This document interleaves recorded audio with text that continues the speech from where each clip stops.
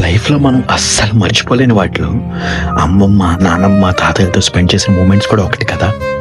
చిన్నప్పుడు సెలవులు వచ్చాయండి, వెళ్ళిపోయేది అక్కడికే. వాళ్ళ పనులు చేసుకోవడానికే వాళ్ళకి ఒప్పుకుండేది కాదు, కానీ మనల్ని చూడగానే ఎక్కడ లేని ఉత్సాహం వచ్చేసేది. పాపం ఓపిక లేకపోయినా మనకిష్టమని తాతయ్య బయటికి వెళ్ళి తీసుకొచ్చే మామిడి పళ్ళు, తాటి ముంజలు. ఇంకోవైపు నడువు నొప్పి ఉన్నా సరే మన కోసం అమ్మమ్మ చేసి పెట్టే బోల్డన్ని పిండి వంటలు. మనం చేసే అల్లరికి అమ్మ కొట్టడానికి వస్తుంటే మనల్ని వెనకేసుకొచ్చే అమ్మమ్మ. ఏరా నువ్వేమైనా చిన్నప్పుడు తక్కువ అని నాన్న చిన్నప్పుడు చేసిన కోతి పనులన్నీ మనకు చెప్పే తాతయ్య. ఒక పక్క కాళ్ళు నొప్పి పెడుతున్నా అలాగే మన నొల్లో పడుకోబెట్టుకుని అమ్మమ్మ చెప్పే చందమామ కథలు. రాత్రి నిద్రపోయేటప్పుడు డాబా మీదకి వెళ్ళి తాతయ్య గుండెల మీద పడుకుని ఆయన చెప్తుంటే వినే దయ్యాల కథలు మర్చిపోలేను కదా.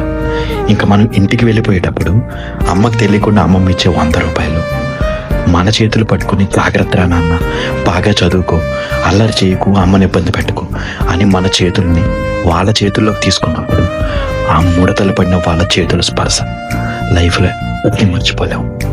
వాళ్ళు లేని లైఫ్ని ఊహించుకోవడం చాలా కష్టం. కొన్ని వేల జ్ఞాపకాలు ఉన్నాయి వాళ్ళతో మనకి. ఇలా వెనక్కి తిరిగి చూసుకుంటే వాళ్ళు గుర్తొచ్చిన ఆ క్షణం గుండె బాధతో పొడవెట్టడం ఖాయం. ఏమంటారు?